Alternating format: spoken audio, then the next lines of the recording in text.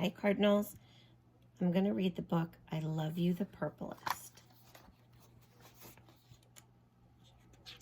Early in the evening, the brothers and their mama finished supper in the sturdy red cabin and set out to fish.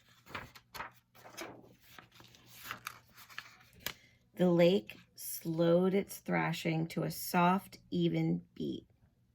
The mosquitoes dipped low into the water, and the water bugs skittered on top. The moon glowed on one side of the lake, while the sun shimmered on the other. This was the time when fishing was best. Max exploded from the cabin, twirling the shovel in front of him. Mama came next, and then Julian. Julian shut the cabin door tightly to keep it safe from burglars and bears. Julian scooped the dirt to find the fattest worms. Max jumped on the shovel and flung the dirt in the air until a tangle of worms filled his can. "Mama, who has the most worms?" he asked. Mama smiled. "Max, your can is full of the liveliest worms. And Julian, your can is full of the juiciest."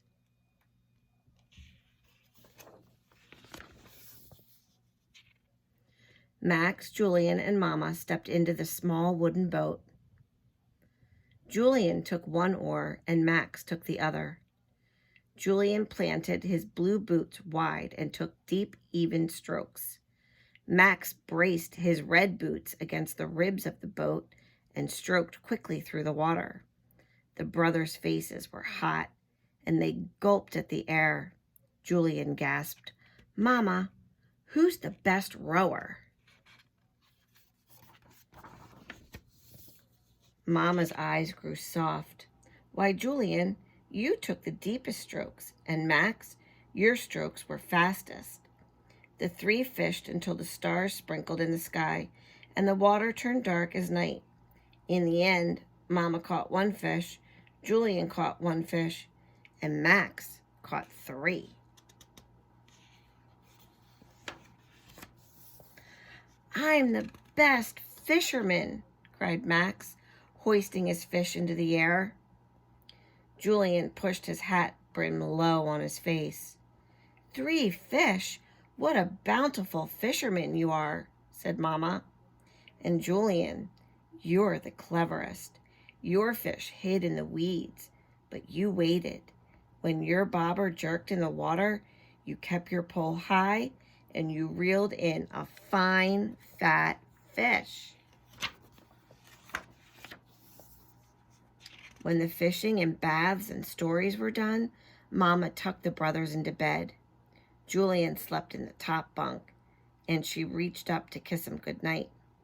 "Mama," whispered Julian, his hands forming a tunnel around her ear, "who do you love the best?" Mama thought for a minute, and then she whispered, "Why, Julian, I love you the bluest. I love you the color of a dragonfly at the tip of its wing. I love you the color of a cave in its deepest hidden part where the grizzly bears and bats curl up until night. The mist of a mountain, the splash of a waterfall, the hush of a whisper." The breath in Julian's chest grew and grew and grew until he couldn't hold it in any longer. Then it came out in a long, velvety sigh. Mama crouched to the low bunk where Max slept. Max wiggled his finger for Mama to come close. He whispered, "Mama, who do you love the best?" "Why, Max, I love you the reddest. I love you the color of the sky before it blazes into night. I love you the color of a leopard's eyes when it prowls through the jungle, and the color of a campfire at the edge of the flame, the thunder of a shout." The smile on Max's face grew and grew until his cheeks couldn't hold it in. Then it came out in a big, thundery laugh.